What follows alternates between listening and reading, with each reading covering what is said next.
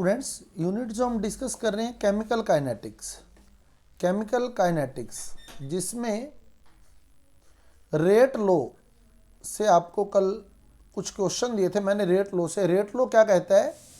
किसी भी रिएक्शन का जो रेट होता है वो रिएक्टेंट की कंसंट्रेशन के प्रोडक्ट के यानी गुणनफल के समानुपाती होता है। किसी भी अभिक्रिया का वेग, जैसे कोई भी रिएक्शन है A plus B equal to product, तो इसमें जो रिएक्टेंट पार्टिसिपेट कर रहे हैं, जो विकारक भाग ले रहे हैं, कौन कौन से? एक तो A और एक B, एक A और एक B। तो जो अभिक्रिया का वेग है वो A की सांद्रता यानी A की कंसंट्रेशन और B की सांद्रता यानी B की कंसंट्रेशन के गुणनफल के प्रोडक्ट के समानुपाती होता है, डायरेक्टली प्रोपोर्शनल होता है। और जो सांद्रता की हम पावर लगाते हैं, जैसे मैंने A की पावर x लगाई और B की पावर y लगाई, तो ये x और y क्या है? x और y क्या है? x क्या है? x किसकी कोटि है? किसका ऑर्डर है? A का। और y जो है वो y B की कोटि है, y B का ऑर्डर है। ऑर्डर जो है वो पावर में लिखा जाता है ना। अब अपने को फर्स्ट क्वेश्चन दिया गया, A की सांद्रता दोगुनी करने पर, तो आप A की कंसंट्रेशन की जगह 2 लिख दें। मैंने कल भी आपको क्लियर किया था। A की सांद्रता दोगुनी करने पर तो A की कंसंट्रेशन की जगह 2 लिख दें। वेग 8 गुना हो जाता है, यानी रेट जो है वो 8 टाइम इंक्रीज हो जाता है। तो वेग की जगह 8 लिख दें, और 2 की पावर x, A की पावर x थी, A की सांद्रता को आपने 2 गुना कर दिया, 2 टाइम इंक्रीज कर दिया, तो A की जगह 2 लिखें और पावर कोटि आपने ज्ञात करनी है। अब 2 की पावर कितनी करें कि 8 आ जाए, क्योंकि वेग 8 गुना हो गया है ना। तो 2 की पावर कितनी करें कि 8 आ जाए? 2 की पावर 3 करेंगे ना, 2 की पावर 3 करेंगे तो 8 आ जाएगा। यानी A की पावर 3 है और पावर ही कोटि होती है, यानी A की कोटि 3 है, A का ऑर्डर 3 है। अब उसने कहा B की सांद्रता को 3 गुना किया, B की कंसंट्रेशन को 3 टाइम इंक्रीज कर दिया, तो B की सांद्रता की जगह 3 लिख लें और पावर y है, पावर y लगा दें। वेग जो है वो 27 गुना हो गया, यानी रेट जो है वो 27 टाइम इंक्रीज हो गया। तो जो वेग था उसकी जगह 27 लिख दें। तो अब आपको यही सोचना है 3 की पावर कितनी करें कि 27 आए, तो 3 की पावर 3 27 होता है ना। तो यानी B की कोटि 3 है, तो A की कोटि भी 3 है और A की कोटि भी 3 है, B की कोटि भी 3 है, यानी कुल कोटि 6 है, 6 है ना। और अगर हमारे को रेट लो लिखना होगा तो हमारे को कोटि पता लगते ही वो पावर में लगा देंगे, बस ये रेट लो बन गया इस समीकरण का। A की कोटि और B की कोटि लिख दी। नेक्स्ट क्वेश्चन देखें, A की सांद्रता 8 गुनी करी, पहले तो रेट लो लिख लें अपने हिसाब से। Rate is directly proportional to concentration of A into concentration of B, और ऑर्डर मान लिया इसका x और इसका y, ऑर्डर एक्स वाई मान लिया, A का ऑर्डर x और B का ऑर्डर y है। अब उसने कहा क्वेश्चन के अंदर देखें अपने, A की कंसंट्रेशन को 8 गुना किया, A की सांद्रता को 8 गुना किया, 8 टाइम इंक्रीज किया, तो A की सांद्रता की जगह 8 लिख दिया। वेग जो है वो 64 गुना हो गया, रेट जो है वो 64 टाइम इंक्रीज हो गया। अब पावर आपने सोचनी है बस, 8 की पावर कितनी करे कि 64 हो जाए? 2, 8 का स्क्वायर 64 होता है, तो यानी x की जगह आप लोग 2 लिखेंगे, 8 का स्क्वायर 64 हो जाएगा। तो A की कोटि 2 आ गई।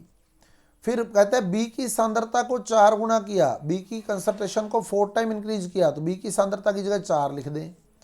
रेट जो है वो 64 गुना हो गया, यानी रेट जो है 64 टाइम इंक्रीज हो गया। अब पावर आपने सोचनी है कि 4 की पावर कितनी करे कि 64 हो जाए? 3 है ना, तो y की जगह 3 आ जाएगा, ये रेट लो बन गया आपका। y की जगह 3 आ जाएगा, ये रेट लो बन गया। रेट डायरेक्टली प्रोपोर्शनल है A की स्क्वायर B की क्यूब के।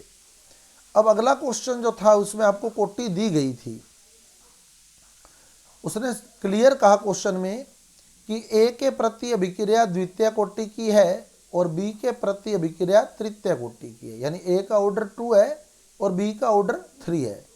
Then rate is directly proportional to, A का ऑर्डर 2 है तो ऑर्डर जो होता है वो पावर में लिखा जाता है, बी का ऑर्डर 3 है तो ऑर्डर जो है वो पावर में लिखा जाता है ना, तो ऑर्डर को अपने पावर में लिख दिया। अब उसने कहा रेट लो, तो रेट लो ये बन गया, ऑर्डर को पावर में लिखो रेट लो बन जाएगा, ये रेट लो आ गया। अब उसने कहा ए की सांद्रता को 3 गुना किया, 3 टाइम किया, तो ए की सांद्रता की जगह 3 लिखें।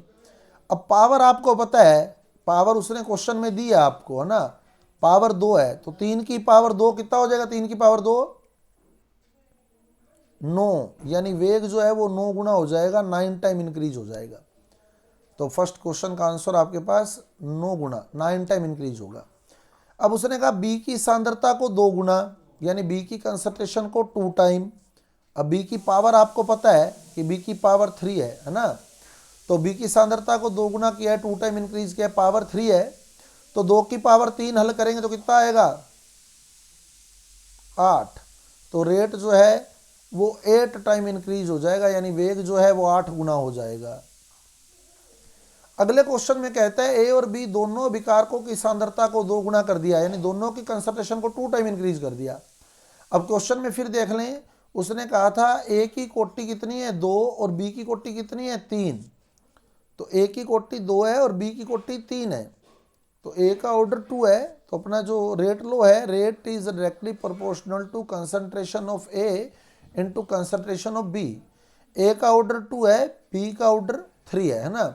उसने कहा अब दोनों की कंसंट्रेशन को 2 टाइम इंक्रीज किया, यानी ए की कंसंट्रेशन को भी 2 टाइम इंक्रीज किया, पावर 2 है, बी की कंसंट्रेशन को भी 2 टाइम इंक्रीज किया, पावर 3 है, तो 2 का स्क्वायर कितना हो जाएगा, 2 का स्क्वायर 4 और 2 का क्यूब कितना हो जाएगा 8, और दोनों में मल्टीप्लाई है ना, 4 इंटू 8 कितना आएगा 32, यानी रेट जो है वो 32 टाइम इंक्रीज हो जाएगा, वेग 32 गुना हो जाएगा।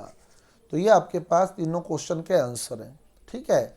अब आज जो क्वेश्चन हम डिस्कस करने वाले हैं वो इस तरह का क्वेश्चन आपके सामने रहेगा। लेटेस्ट पॉलिटेक्निक कॉलेज वाले लेक्चरर के अंदर मैंने पहले ही बताया आपको, पॉलिटेक्निक कॉलेज लेक्चरर में इस तरह का क्वेश्चन आ चुका है। ये जो क्वेश्चन आपको सामने सीन हो रहा है, ये क्वेश्चन पॉलिटेक्निक कॉलेज वाले में ऐसा क्वेश्चन आ चुका है, टेबल बनी हुई आई है उसमें, और उसमें जो है फिर उसने रेट लो पूछा है कि रेट लो क्या होगा। तो ये क्वेश्चन है आपके सामने, जिसमें आपको एक्सपेरिमेंट दिया गया है, प्रयोग दिया गया है। मैं वापस इसको लिख देता हूँ, थोड़ा क्लियर हो जाएगा। प्रयोग दिया हुआ है, एक्सपेरिमेंट आपको दिया हुआ है। इसने इसमें 4 एक्सपेरिमेंट किए हैं, first, second, third and fourth. First, second, third and fourth. First experiment में जो ए की कंसंट्रेशन है, चारों एक्सपेरिमेंट में ए की कंसंट्रेशन आपको दी हुई है। पहले में 0.1 m, दूसरे में 0.3 m, तीसरे में भी 0.3 m और चौथे में 0.4 m। ऐसे बी की कंसंट्रेशन भी चारों एक्सपेरिमेंट में आपको दी हुई है। कितनी कितनी 0.1 m, 0.2 m, 0.4 m, 0.1 m। फिर आपको वेग दिया हुआ है, रेट दिया हुआ है, रेट यानी वेग आपको दिया हुआ है। कितना कितना, पहले एक्सपेरिमेंट में जो रेट फाइंड किया गया वो 6.0 into 10 raise to power -3, 7.2 into 10 raise to power -2, 2.88 into 10 raise to power -1 and 2.40 into 10 raise to power -2। ये रेट आ गए, ठीक है। ये आपके पास क्वेश्चन है। अब आपने इस क्वेश्चन का वेग नियम लिखना है, रेट लो लिखना है, रेट लो। और रेट लो क्या कहता है, रेट लो कहता है कि रेट जो है वो डायरेक्टली प्रोपोर्शनल है रिएक्टेंट की कंसंट्रेशन के प्रोडक्ट के, यानी गुणनफल के, विकारकों की सांद्रता के गुणनफल के, और इसकी पावर जो है वो कोटि होती है एक्स और वाई। आपको ये जो डाटा दिया गया है इस एक्सपेरिमेंट में, 4 एक्सपेरिमेंट के अंदर, इससे आपने एक्स और वाई की वैल्यू निकालनी है। अगर हम लोग गाइड फॉलो करते हैं तो ये बहुत लेंथी सॉल्यूशन है इसका, लेकिन अगर आप लोग थोड़ा सा माइंड लगाएंगे तो जस्ट सेकंडों में आपका आंसर आएगा, ठीक है। हम थोड़ा टाइम लगाएंगे, लेकिन आप लोग जब अपने आप सोचेंगे तो आपके पास बहुत जल्दी आंसर आएगा। पहली चीज तो आपने क्या करनी है, जो आपको वेग दिए हुए हैं ये वाले, ये जो 4 वेग दिए हुए हैं, इसमें देखो 10 की पावर जो माइनस में दी हुई है, 10 की पावर -3, 10 की पावर -2, 10 की पावर -1, 10 की पावर -2, ये सारी पावर सेम करें, अदरवाइज प्रॉब्लम आएगी। पहले ये सारी पावर सेम कर लें। तो इसको कैसे कैसे लिख सकता हूं मैं, सारों को 10 की पावर -3 में लिखें, सबको 10 की पावर -3 में कर लें। तो क्या बनेगा, पहले में तो है ही 10 की पावर -3, तो ये तो बन जाएगा 6 × 10 की पावर -3, 6 × 10 की पावर -3। दूसरे में बताओ मैं कैसे लिख सकता हूं दूसरे को, दूसरा है 7.2 × 10 की -2, इसको कैसे लिखूंगा बताओ, 10 की पावर -3 में लिखना है, क्या लिखूं, 72 × 10 की पावर -3, 72 × 10⁻³ सही है, 72 × 10 की -3 हो जाएगा। चौथे में बताओ, सॉरी थर्ड में 2.88 × 10⁻⁻1, इसको क्या लिखूं बताओ, 288 × 10 की पावर -3। ये 10 की पावर माइनस वाली सारी सेम कर लेनी है आपने, जो मर्जी करें, चाहे -2 करें -3 करें, वो आपकी इच्छा है, लेकिन होनी सारी सेम चाहिए, ठीक है। अब ये 10 की पावर -2 है, तो 2.4 × 10⁻², कितना लिखूं, 24 × 10 की पावर -3, है ना, 24 × 10⁻³ पहला काम आपका यही है। जो आपको, माइक ऑफ कर लें प्लीज बराबर में, जो आपको वेग देगा, रेट देगा, उसमें 10 की पावर हो सकता है माइनस में अलग अलग हो, ठीक है, 10 की पावर माइनस में अलग अलग हो। आपका पहला टारगेट होना चाहिए कि आपने 10 की पावर सेम कर लेनी है माइनस में सारों के अंदर। तो पहला काम अपना हमने कंप्लीट कर लिया है। अब सेकंड में आपने क्या करना है, 2 एक्सपेरिमेंट ऐसे देखने हैं, ये जो 4 एक्सपेरिमेंट दिए ना, इसमें से कोई 2 एक्सपेरिमेंट ऐसे छांटो जिसमें बी की सांद्रता नहीं बदली, बी की कंसंट्रेशन नहीं बदली, कोई से 2 एक्सपेरिमेंट छांटो जिसमें बी की सांद्रता वही है। कौन से बताओ, फर्स्ट और फोर्थ। फर्स्ट में बी की सांद्रता 0.1 है, फोर्थ में भी बी की सांद्रता 0.1 है, यानी यहां बी की सांद्रता नहीं बदली। तो अब आपका काम अगला ये होना चाहिए कि कोई ऐसा अभिकारक हम छांट लें, ऐसा प्रयोग हम छांट लें जिसमें अभिकारक की सांद्रता स्थिर हो, कांस्टेंट हो, रिएक्टेंट की कंसंट्रेशन चेंज नहीं हुई हो। तो हमने बी की कंसंट्रेशन जिसमें चेंज नहीं हुई, वो पहला और चौथा एक्सपेरिमेंट है, ठीक है। अब पहले और चौथे का ही डाटा आपने देखना है। पहले और चौथे में, पहले में ए की सांद्रता कितनी है,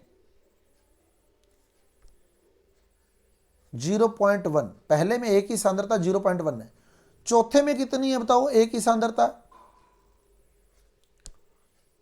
0.4। तो बताओ पहले से चौथे में जब हम गए तो ए की सांद्रता कितने गुनी हो गई, बताओ कितने गुनी हुई, कितने टाइम इंक्रीज हुई, 4 गुनी। दिख रहा है आपको क्लियर बिल्कुल। आप देखो फर्स्ट एक्सपेरिमेंट में 0.1 है, फोर्थ एक्सपेरिमेंट में 0.4 है, इसका मतलब इसको 4 से मल्टीप्लाई किया गया। 0.1 को आप 4 से मल्टीप्लाई कर लोगे तो 0.4 आएगा। बी की सांद्रता स्थिर रखनी है, ठीक है। तो ए की सांद्रता जो है पहले से चौथे में गए तो 4 गुनी हो गई। तो यानी मेरी लाइन बन रही है, देखना, ए की सांद्रता को 4 गुना करने पर, 4 टाइम इंक्रीज करने पर, अब वेग में देखो क्या परिवर्तन हुआ। ये पहला एक्सपेरिमेंट था, ये चौथा एक्सपेरिमेंट था। तो पहले एक्सपेरिमेंट में जो रेट दिया है आपको वो ये 6 दिया है, और फोर्थ एक्सपेरिमेंट में ये 24 दिया है ना। तो पहले एक्सपेरिमेंट में 6 था, चौथे एक्सपेरिमेंट में 24 हो गया। तो बताओ कितने गुना हो गया, 4 गुना हो गया, इंटू 4 हो गया, 4 गुना हो गया ना। तो लाइन बन गई क्या, ए की सांद्रता को 4 गुना करने पर, देख लो पहले से चौथे में ए की सांद्रता को 4 गुना किया है, वेग 4 गुना हो जाता है। वेग भी देख लो पहले से चौथे में 4 गुना हुआ, तो वो लाइन बन गई, ए की सांद्रता को 4 गुना करने पर वेग 4 गुना हो जाता है। तो ए की कोटि बता सकते हो क्या, सांद्रता को 4 गुना किया, वेग भी 4 गुना हो गया, कोटि कितनी है की, पावर कितनी लगाऊं, 1। बहुत बढ़िया, पावर 1 आएगी, 4 की पावर 1 4 होता है। तो ए की कोटि 1 आ गई। क्लियर? समझ आई बात या नहीं आई? तो इसको ना एज न्यूमेरिकल लेके चलोगे ना तो ये बहुत हार्ड रहेगा। लेकिन आप 2 एक्सपेरिमेंट ऐसे सोचे जिसमें बी की सांद्रता नहीं बदली। आप अपने आप सोचेंगे ना तो बहुत जल्दी होगा ये जो आपका क्वेश्चन है। बी की सांद्रता स्थिर रही यहाँ पहले और चौथे में, तो पहले और चौथे में ए की सांद्रता देख लो। पहले में ए की सांद्रता 0.1 थी, चौथे में ए की सांद्रता 0.4 होगी, यानी 4 गुनी हो गई। ए की सांद्रता 4 गुनी की तो वेग देख लो, यहाँ 6 था, यहाँ 24 हो गया, यानी ए की सांद्रता 4 गुनी की तो वेग भी 4 गुना हो गया। तो जब ए की सांद्रता 4 गुनी कर रहे हैं और वेग भी 4 गुना हो रहा है तो इसका मतलब ए की कोटि 1 है, ए की पावर 1 आएगी। क्लियर है पहला पॉइंट? समझ आ गया सभी को? अब बी की कोटि कैसे ज्ञात करें? अब आपने 2 एक्सपेरिमेंट ऐसे देखने हैं जिसमें ए की कंसंट्रेशन स्थिर है, ए की सांद्रता नहीं बदली है। कोई से 2 एक्सपेरिमेंट देखो जिनमें ए की सांद्रता नहीं बदली, सेकंड एंड थर्ड में, है ना। क्योंकि हमें सिर्फ क्या देखेंगे कि बी की सांद्रता बदल रही है ना, अपने उतना ही देखेंगे कि बी की सांद्रता में परिवर्तन आ रहा है। तो ए की सांद्रता को स्थिर रखा हमने कौन से एक्सपेरिमेंट में? स्पष्ट दिख रहा है आपको कि ए की सांद्रता जो है वो कौन से एक्सपेरिमेंट में स्थिर है? सेकंड एंड थर्ड में। देखो आप सेकंड एंड थर्ड में 0.3 अब बी की सांद्रता देखो सेकंड एंड थर्ड में 0.2 से 0.4 हो गई। कितने टाइम इंक्रीज हुई बताओ? 0.2 से 0.4 है तो 2 टाइम, 2 गुनी होगी, 2 टाइम इंक्रीज होगी, है ना। तो क्या बना? बी की सांद्रता को 2 गुना करने पर, अब इसमें वेग देखो दूसरे और तीसरे में, यहां 72 था और यहां 288 हो गया। अब देखो 72 को कितने से गुना करें कि 288 आ जाए? 4 से। बहुत बढ़िया, 4 से इंटू 4, यानी बी की सांद्रता को 2 गुना किया तो वेग 4 गुना हो गया। तो आप अब सोच लो बी की पावर आपने सोचनी है, तो यानी ये 2 की पावर कितनी करेगी? 4 आ जाए। कितनी करें? 2 करेंगे, 2, तो y की वैल्यू 2 आ गई। तो ये रेट लो बन गया, rate is directly proportional to A की पावर 1 बी का स्क्वायर। क्लियर? तो ये टेबल वाला क्वेश्चन आता है ना, बहुत इजी क्वेश्चन है, कुछ भी नहीं है इसके अंदर। सिर्फ क्या है कि हमारे सामने वो क्वेश्चन वही है जो हम कल करके गए हैं ना, वही क्वेश्चन है, बस उसको थोड़ा सा उसने एक शक्ल नहीं दे दी, ये आपके सामने पड़ा है, इसको आपने करना है। एक हमारे सामने शक्ल बदल के बिठा दिया, बस बंदा वही है जो हम कल देख चुके हैं। समझ आ गई बात? अब चलते हैं अगले टॉपिक पर।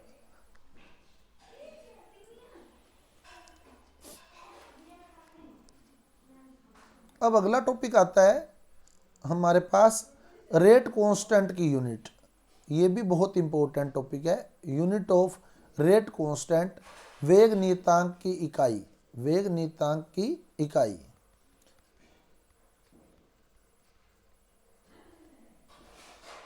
उससे पहले मैं एक क्वेश्चन आपको क्लियर करना चाहूँगा। कल एक स्टूडेंट्स का मेरे पास आप में से क्वेश्चन आया था कि सर जो हमने स्लोप बनाए थे कल, ढाल बनाए थे ना, मैंने सांद्रता और समय के बीच ग्राफ बनाया था, कंसंट्रेशन और टाइम के बीच। पहले वो क्लियर कर दूं मैं। रिएक्टेंट की कंसंट्रेशन ली थी मैंने एक ग्राफ में। रिएक्टेंट की कंसंट्रेशन क्या होता है बताओ? घटती है बढ़ती है? ये बताओ। घटती है ना, घटती है। तो हमने इस तरह से ग्राफ बनाया था एक, और मैंने यहाँ लिया था T1 टाइम पर जो कंसंट्रेशन है कितनी मानी थी? T1 टाइम पर C1 है ना। T1 टाइम पर जो कंसंट्रेशन मानी थी वो C1 मानी थी, है ना। C1 ये रिएक्टेंट की कंसंट्रेशन थी, ये C1 मान ली थी। और T2 टाइम पर कितनी मानी थी? T2 टाइम पर C2, T2 टाइम पर C2 मानी थी। तो मैंने आपको सीधा बता दिया था कि वेग क्या होता है? सांद्रता में परिवर्तन बट्टे परिवर्तन में लगा समय, change in concentration upon change in time, तो हमने लिखा था C2 minus C1 upon T2 minus T1। तो हमने यहाँ, अब बताओ माइनस आएगा या प्लस आएगा? C2 माइनस C1 करेंगे तो नेगेटिव में आएगा या पॉजिटिव में? माइनस में, क्योंकि C1 की वैल्यू बड़ी है ना, C1 की वैल्यू बड़ी है और C1 से पहले माइनस का निशान है तो माइनस में आएगा delta C upon delta T। तो वो जो क्वेश्चन आया था उसमें, क्वेश्चन में ये था कि tan थीटा का क्या रोल रहता है। हम लोग बुक में पढ़ते हैं ना, इसको tan थीटा से लिखा होता है।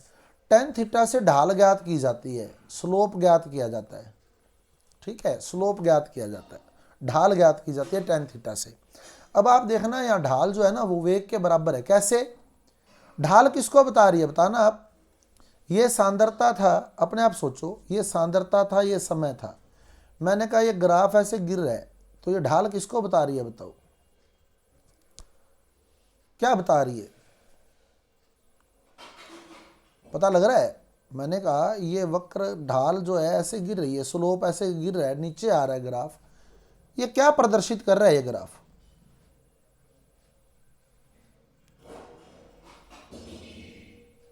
समय के साथ साथ सांद्रता में कमी आ रही है ना, यानी ये समय के साथ सांद्रता में परिवर्तन को व्यक्त कर रहा है। सही है, टाइम के साथ साथ कंसंट्रेशन में जो चेंज आया उसको क्लियर कर रहा है ये ग्राफ, ये ढाल। सही है, ढाल ये बता रहा है कि टाइम के अकॉर्डिंग कंसंट्रेशन में चेंज आ रहा है, कंसंट्रेशन डिक्रीज हो रही है, समय के साथ साथ सांद्रता बदल रही है। यही हमारा वेग होता है, समय के साथ सांद्रता में जो परिवर्तन होता है ना, यही वेग होता है। यानी ये ढाल जो है एक तरह से वेग को व्यक्त कर रही है। और ढाल ज्ञात करने का तरीका क्या है? tan थीटा निकाल लो। ढाल ज्ञात करने का तरीका tan थीटा निकाल लो। अब बताओ tan थीटा क्या होता है? tan थीटा का फार्मूला क्या होता है? बताओ tan थीटा का फार्मूला। नहीं, लंब आधार करण उससे संबंध बताओ, लंब बटे आधार। सही है। अब आप देखो, आपके पास इस ग्राफ में ये जो वक्र हमने बनाया था इसमें ट्राइंगल दिख रहा है आपको, देखो ये वाला दिख रहा है, मैंने हाईलाइट कर दिया, वो त्रिभुज दिख रहा है ना, ट्राइंगल। अब इसका लंब देखो, लंब किसको व्यक्त कर रहा है? लंब, लंब देखना इसका, ये किसको बता रहा है? सांद्रता में परिवर्तन को, इसको बता रहा है C2 माइनस C1 को। ये जो हमने लिखा था ये लंब यही है ऊपर, C2 माइनस C1, ये लंब भी लिखा है हमने, देखो क्लियर। और ये आधार है, देखो आधार, आधार किसको बता रहा है? समय में परिवर्तन को, देखो आप है ना, समय में परिवर्तन को, T2 माइनस T1 को। तो ये हमने आधार ही लिखा है वहाँ, ये आधार लिखा हुआ देखो, T2 माइनस T1। तो ये एक्चुअल में हमने लंब बटे आधार ही लिखा है। आगे बात समझ? तो tan थीटा जो होता है ना, tan थीटा वो ढाल को बताता है। और अगर इस ग्राफ को देखो ना तो ये ढाल यही बता रही है कि समय के साथ साथ सांद्रता जो है घट रही है, और समय के साथ सांद्रता में जो परिवर्तन होता है उसी को वेग बोलते हैं। यानी ढाल जो है वो वेग को व्यक्त कर रही है, और ढाल ज्ञात करने के लिए हम tan थीटा सोल्व करते हैं। और tan थीटा से भी अगर अपने निकाल ले तो वही आंसर आना है जो हमने कल डायरेक्ट सोचा है। तो tan थीटा का ये रोल रहता है हमारी बुक्स के अंदर। समझ आ गई बात? हमारी बुक्स में दिया होता है tan थीटा करके, वो क्लियर हो जाना चाहिए अपने को कि क्या चीज़ चल रही है। ठीक है, अब चले हम वेग नियतांक की इकाई की ओर, रेट कांस्टेंट की यूनिट की ओर। यूनिट ऑफ रेट कांस्टेंट, वेग नियतांक की इकाई, ये बहुत ही इंपॉर्टेंट क्वेश्चन है। यहाँ से आपके पास एग्जाम में क्वेश्चन आ जाता है। वेग नियतांक की इकाई, यूनिट ऑफ रेट कांस्टेंट। पहले तो मैं आपको सीधा ही बताऊंगा कि रेट कांस्टेंट की यूनिट क्या है, फिर मैं प्रूव भी करवा दूंगा। रेट लो क्या कहता है? रेट लो, रेट लो कहता है रेट जो होता है, वेग जो होता है वो डायरेक्टली प्रोपोर्शनल होता है रिएक्टेंट की कंसंट्रेशन के प्रोडक्ट के, और इसकी जो पावर होती है वो ऑर्डर ऑफ रिएक्शन को शो करती है ना। ए की पावर x यानी ए का ऑर्डर x है, ए की कोटि x है, बी का ऑर्डर y यानी बी की कोटि y है। जब ये हम डायरेक्टली प्रोपोर्शनल का साइन हटाएंगे, समानुपाती का निशान हटाएंगे, तो क्या लगेगा यहाँ? कांस्टेंट, नियतांक लग जाएगा ना, नियतांक लग जाएगा, कांस्टेंट लग जाएगा, तो क्या बनेगा, रेट यानी वेग इक्वल टू के, ए की कंसंट्रेशन की पावर एक्स, बी की कंसंट्रेशन की पावर वाई। हमने अब हमारा जो टॉपिक है ना वो रेट कांस्टेंट यानी के की यूनिट हमने फाइंड करनी है, के की यूनिट निकालनी है। तो मैं पहले आपको शॉर्ट में बता देता हूँ, के की जो यूनिट आती है, वैसे सीधा याद रखना है हमने, है ना, जब एग्जाम में जाएंगे हम लोग तो इतना प्रूव करने का टाइम नहीं होता। वेग की इकाई क्या थी, वेग का सूत्र क्या था, रेट का सूत्र क्या था, बताना, वेग का सूत्र क्या लिखा था शुरू शुरू में हमने,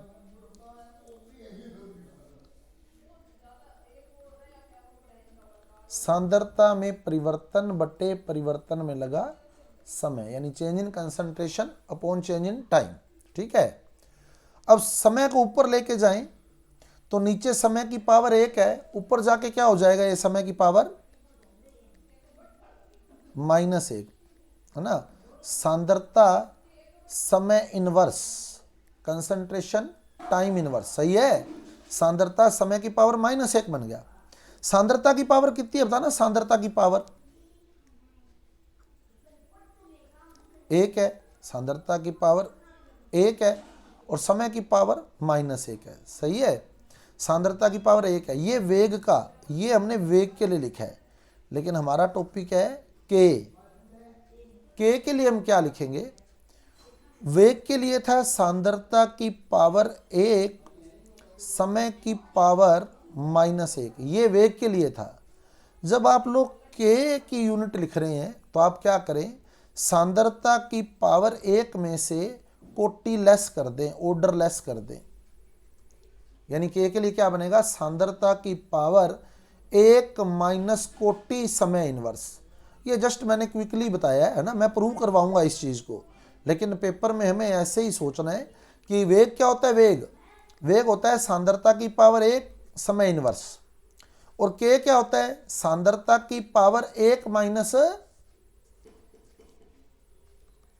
1 में से क्या घटा देना है, के को जब लिख रहे हैं कोटि घटा देनी है ना। मैं तो ऐसे याद रख लेता हूँ, के फॉर कोटि, अगर अपने मैसेज टाइप करें ना तो कोटि ऐसे ही लिखेंगे।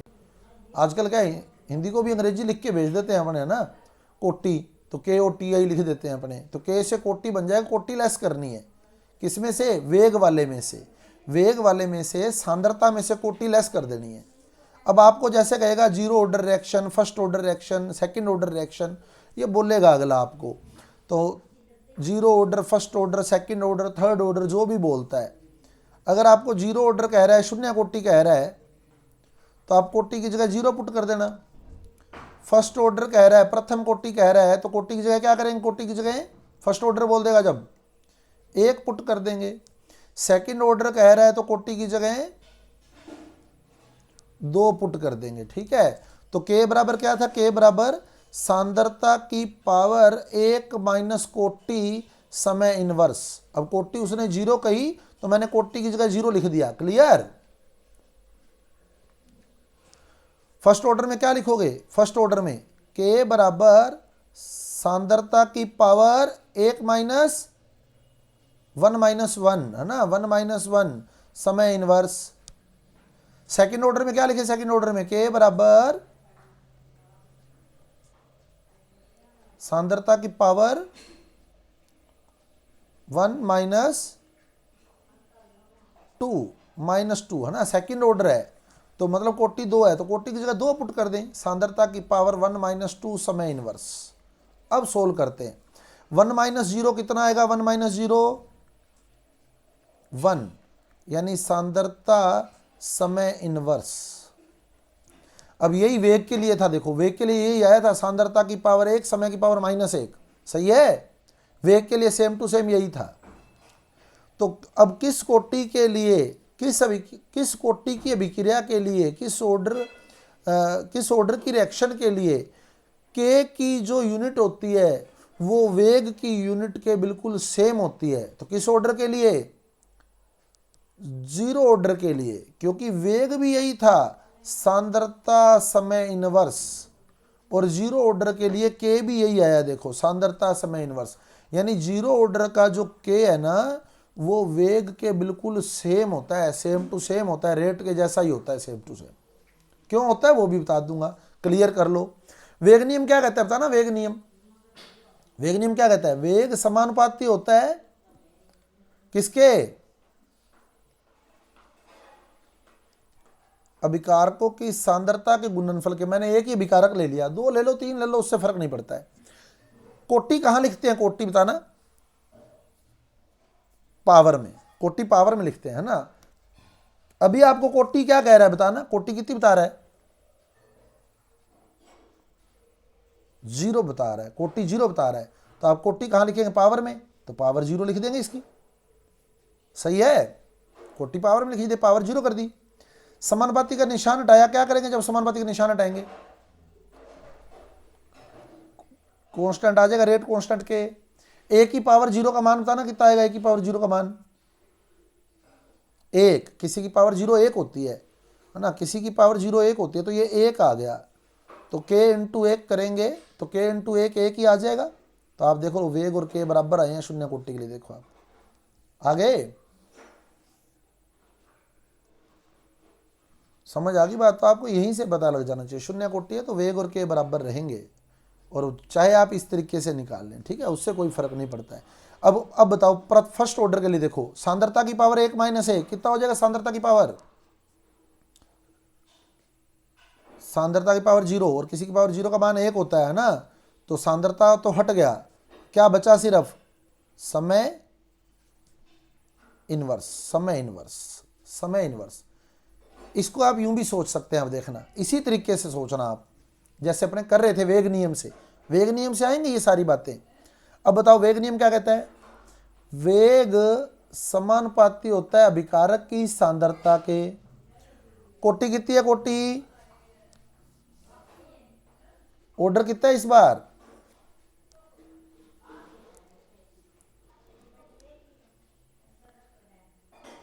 ऑर्डर कितना दिया इस बार? ओके, चेक करता हूं मैं। अदर स्टूडेंट, किसी को शो नहीं हो रही क्या? ओके ओके, तो अब देखो ऑर्डर कितना दिया इस बार? ऑर्डर 1। ऑर्डर कहां लिखते हैं बताओ? ऑर्डर पावर में 1 लिख दिया है ना, पावर में 1 लिख दिया। समानुपाती का निशान हटाया तो यहां के लगा दिया। अब वेग बताओ क्या होता है? वेग भी है और सांद्रता भी है, ये सांद्रता है। वेग का क्या सूत्र होता है? वेग का सूत्र सांद्रता में परिवर्तन बटे परिवर्तन में लगा समय बराबर के। ये क्या है? ये क्या लिखा है? ए की क्या है? ये ए की सांद्रता, तो ये भी सांद्रता ही है ना, ये भी सांद्रता है। तो सांद्रता से सांद्रता कट जाएगी, कटेगी ना सांद्रता से सांद्रता। समझ आई बात?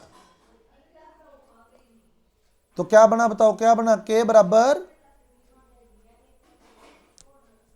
क्या आया? के का आंसर के बराबर 1 बटे समय, 1 बटे समय, और समय को जब ऊपर ले जाओगे क्या बनेगा? समय इनवर्स। तो ये आ गया समय इनवर्स। ये उस तरीके से भी सोच सकते हो आप लोग, है ना, कोई जरूरी नहीं है कि इस तरीके से सोचे हम लोग। हम यूं भी सोच सकते हैं कि वेग जो होता है वो समानुपाती होता है अभिकारक की सांद्रता के। कोटि 1 है, अगला कोटि आपको बताएगा, प्रथम कोटि के लिए, द्वितीय कोटि के लिए आप कोटि 1 लिख दो, समानुपाती का निशान हटाओगे, के लगाओगे। अब वेग क्या होता है? सांद्रता में परिवर्तन बटे परिवर्तन में लगा समय बराबर के का के आ गया। ये सांद्रता को बता रहा है, तो सांद्रता से सांद्रता कैंसिल हो गई, 1 बटे समय बराबर के आ गया, और समय को ऊपर ले गए तो समय इनवर्स बराबर के आ गया। समझ गए? तो कोई जरूरी नहीं है हम वो फार्मूला ही तैयार करें ना, अपने पास सिंपल मेथड बहुत है, जैसे मर्जी सोल्व करें आप उसको। अब आगे चलें, अब आगे चलो। के क्या है? सांद्रता की पावर 1 माइनस 2 समय इनवर्स, क्या आएगा बताओ? सांद्रता इनवर्स समय इनवर्स, सांद्रता इनवर्स समय इनवर्स, है ना। इसको भी वैसे कर सकते हैं, कैसे करेंगे बताओ? वेग जो है वो समानुपाती अभिकारक की सांद्रता के। अब कोटि कितनी है बताओ? कोटि 2 है, तो पावर 2 कर दें, है ना, पावर 2 कर दें और समानुपाती का निशान हटाएंगे तो k आ जाएगा। अब बताओ वेग क्या होता है, वेग सांद्रता बटे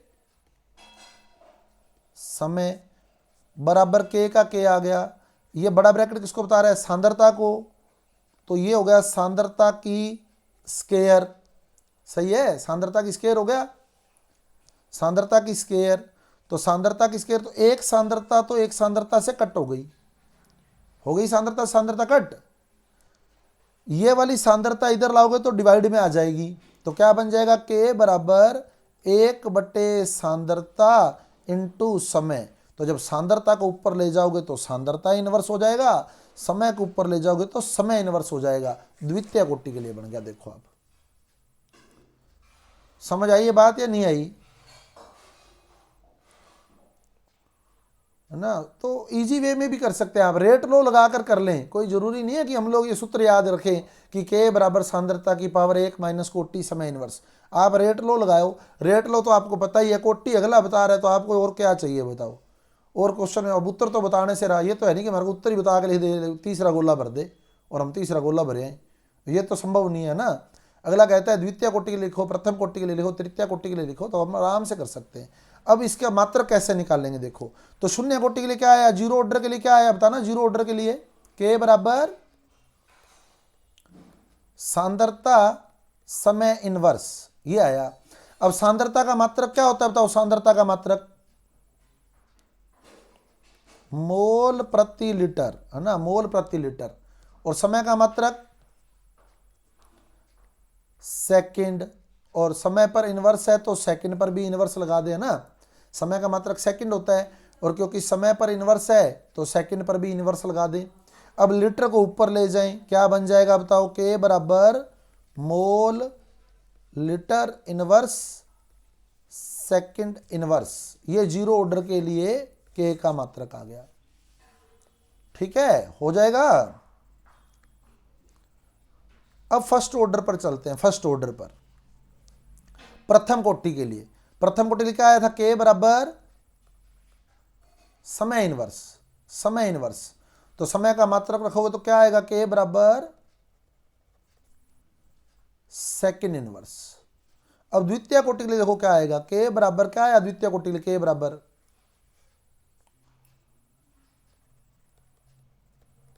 सांद्रता इनवर्स समय इनवर्स, सांद्रता इनवर्स समय इनवर्स। अब सांद्रता का मात्रक लगाओ, क्या मात्रक होता है सांद्रता का, मोल प्रति लीटर, है ना। अब इसका इनवर्स है तो इसका इनवर्स कर दो, है ना, इसका इनवर्स कर देंगे और समय का मात्रक रख देंगे सेकंड, इसका भी इनवर्स कर देंगे क्योंकि समय का इनवर्स है तो सेकंड इनवर्स भी रहेगा। अब लीटर को ऊपर ले जाओ, क्या बन जाएगा, लीटर को ऊपर ले जाएंगे तो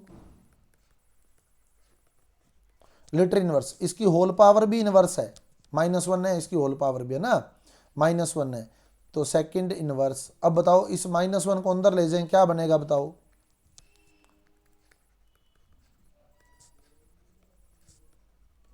ये बन जाएगा mole inverse litre second inverse. ये द्वितीय कोटि के लिए आ गया, क्लियर।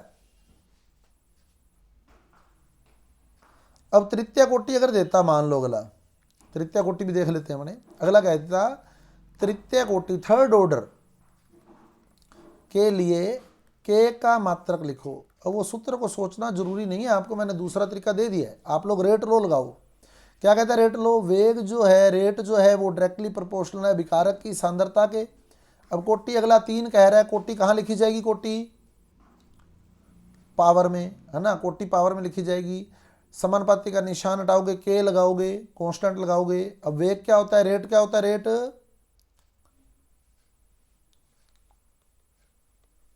सांद्रता बटे समय, कंसंट्रेशन अपॉन टाइम, k का k आ गया। ये बड़ा ब्रैकेट किसको बता रहा है, बड़ा ब्रैकेट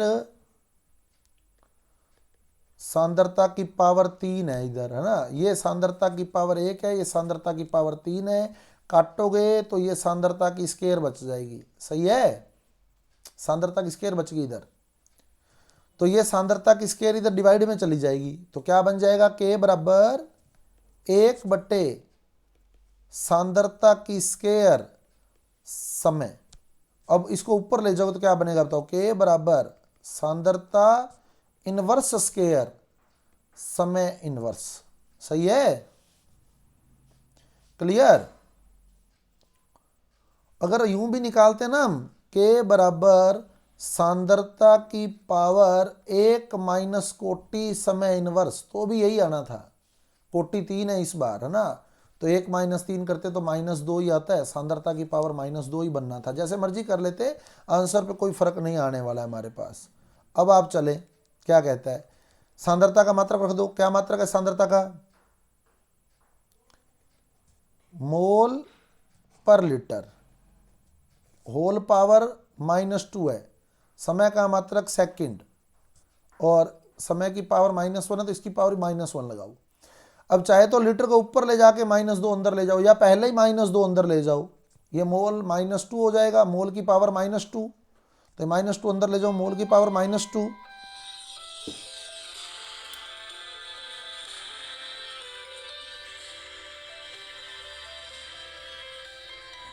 मोल की पावर -2 और लीटर की पावर भी -2, लीटर की पावर भी -2। अब लीटर को ऊपर ले जाओ, क्या बनेगा बताओ, लीटर को ऊपर ले जाओगे तो